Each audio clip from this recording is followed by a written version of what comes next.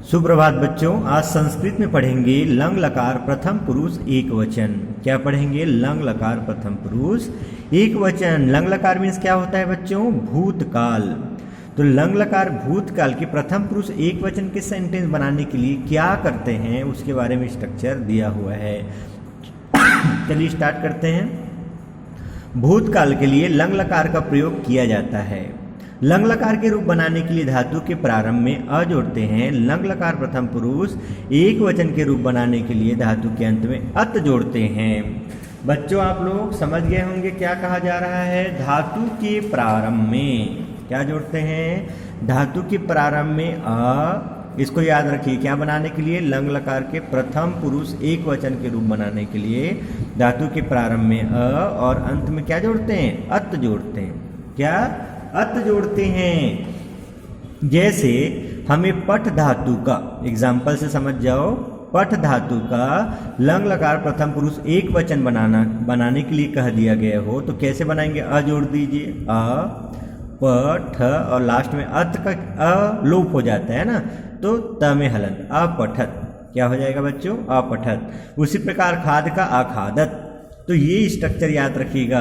Lung लकार प्रथम पुरुष एक वचन के रूप बनाने के लिए शुरू में अ जोड़ते हैं और अंत में अत जोड़ते हैं। ओके, ये इस प्रकार से आप लोग इसको याद रखिएगा। यही मेन इसका बेसिक है लंग लकार प्रथम पुरुष एक वचन का रूप बनाने के लिए। ओके, जैसे यहाँ पर दिया हुआ है पठ का अपठत, लिख का अलिखत, पत का अपतत, धाव का अधावत, चल का अचलत, नित्य का अनित्यत, क्योंकि नित्य का नृत्य हो जाता है।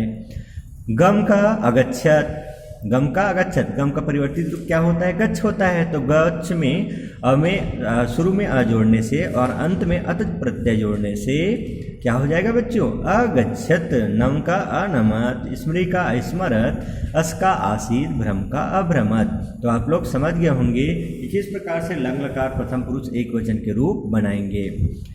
चलिए कुछ एग्जाम्पल और दिया हुआ है, उससे आप लोग समझ जाएंगे। प्रथम पुरुष एक वचन का यह रूप प्रथम विभक्ति एक वचन की कर्ता के साथ प्रयुक्त होता है। ये याद रखिएगा। ओके, किसके साथ? प्रथम विभक्ति एक वचन के कर्ता के साथ प्रयुक्त होता है। जैसे यहाँ पर दिया हुआ है कह अपठत। क्या दिया हुआ है? कह अपठत। कह अपठत मीन्स कह मीन्स क्या होता है? कौन। तो कौन या किसने? यहाँ पर हम कह ले कह अपठत मीन्स पढ़ा। लंग लकार भूतकाल का प्रथम पुरुष एक वचन है, तो किसने पढ़ा? क्वेश्चन मार्क लगा हुआ है। किसने? कौन या किसने पढ़ा? बालका अपठत, बालक ने पढ़ा। मयंका पाठम अपठत, मयंक ने पाठ। कौन सा सेंटेंस है? लंग लकार है ना, पास्ट टेंस, इसलिए पढ़ा। मयंक ने पाठ पढ़ा। नेक्स्ट है का लिखत, किसने लिखा? बालिका लिखत, बालिका ने लिखा। रमा पत्रम अलिखत, रमा ने पत्र लिखा। किम अपतत, किम अपतत। अपत मीन्स क्या होता है बच्चों? गिरना। और यहाँ पर शुरू में अ लगा है और अंत में अत प्रत्यय जुड़ा हुआ है। इसका मतलब ये लंग लकार का है, क्योंकि हम लोग स्टार्टिंग में ही इसके बारे में पढ़ चुके हैं। तो किम अपतत, पत मीन्स होता है गिरना, और ये पास्ट टेंस का सेंटेंस, तो क्या? गिरा। तो पत्रम अपतत, पत्र पत्ता गिरा।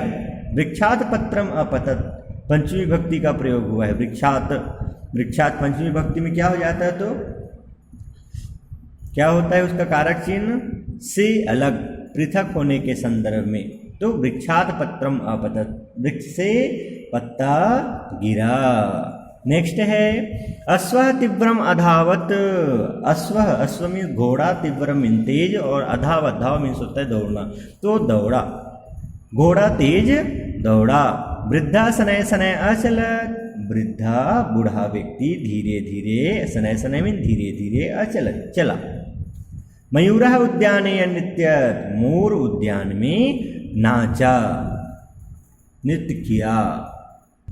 नेक्स्ट है लता विद्यालयम अगच्छत, लता विद्यालय गई।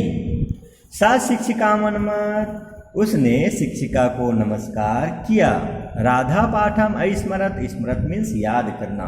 तो अस्मरत पास्ट टेंस, राधा ने पाठ याद किया। पुष्पम सुंदरम आसीत, पुष्प फूल क्या था? सुंदर था। आसित मीन्स था। तच्चक्रम अभ्रमत, वह पहिया घूमा। वृक्षात फलम अपतत, वृक्ष से फल गिरा। पिपासितः काकः, इसी पर आधारित एक छोटा सा स्टोरी कहानी यहाँ पर दिया हुआ है जिसको आप लोगों को पता है। चलिए इसको पढ़ते हैं। एकदा एकः काकः पिपासितः आसित, सह जलस्य पानाय इतस्ततः अभ्रमत, परम कुत्रापि जलम न अलभत। एकदा, एक बार, एकः काकः, एक कौवा, पिपासितः, प्यासा, आसित था। एक बार एक कौवा प्यासा था। सह जलस्य पानाय इतस्ततः अभ्रमत, वह जल को प्राप्त करने के लिए, जल पीने के लिए, पानाय चतुर्थी विभक्ति एक वचन, जल पीने के लिए, इतस्ततः मीन्स इधर उधर, अभ्रमत घूमा। परम कुत्रापि जलम न अलभत, लब धातु है यहाँ पर, है ना। तो ये लंग लकार प्रथम पुरुष एक वचन है। परम, परंतु कहीं पर भी, कुत्र मीन्स कहीं, अपि मीन्स भी, कहीं भी, जलम न अलभत, जल प्राप्त नहीं किया, जल उसे नहीं मिला। किसे? कौवा को। अन्ते कस्मिन् उद्याने सह एकम घटम अपश्यत, अंत में एक उद्यान में, एक बाग में उसने एक घड़ा देखा। सा घटस्य समीपे अगच्छत, और वह जो कौवा है उसने क्या किया? घड़ा के समीप पास में गया। सह जलस्य पानाय वारम वारम प्रयत्नम अकरोत्, वह जल को पीने के लिए बार बार प्रयत्न करता है, प्रयास करता है। घटे स्वल्पम जलम आसित, घड़ा में स्वल्पम में थोड़ा सा जल था। अतएव इसलिए काकः जल से पाने सफलः न अभवत, कौवा जल को पीने में सफल नहीं हो सका। फिर क्या हुआ? स एकम उपायम अचिंत्यत, उसने एक उपाय सोचा। क्या? अचिंत्यत। स पाषाणस्य कानिचित् खंडानि घटे अक्षिपत, उसने पत्थर के कुछ टुकड़े को घड़े में डालने लगा। अक्षिपत फेंका। एवं जलम घटस्य ऊपरी आगच्छत, फिर जल जैसे ही पत्थर के टुकड़े नीचे गया तो पानी क्या हो गया? ऊपर आया। घटस्य ऊपरी आगच्छत, घड़ा का जो पानी है वो ऊपर आया। सह जलम अपीबत, उसने जल पिया। सह अति प्रसन्न अभवत, वह बहुत खुश हुआ, प्रसन्न हुआ। अकथयत च, कहा भी गया है। अकथयत च, और बोला, कहा।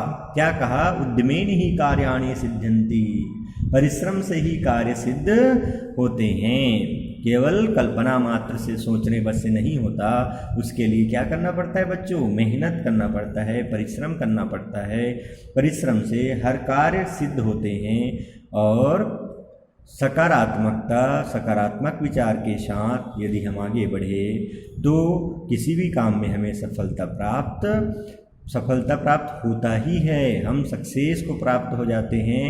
और जो व्यक्ति आलस्य प्रवृत्ति के होते हैं उनका जो है काम है बिगड़ जाते हैं, वो अपने लक्ष्य में असफल हो जाते हैं। इसलिए इस कहानी से आपको यही सीखना चाहिए कि परिश्रम ही क्या होता है? परिश्रम ही से ही कार्य सिद्ध होते हैं।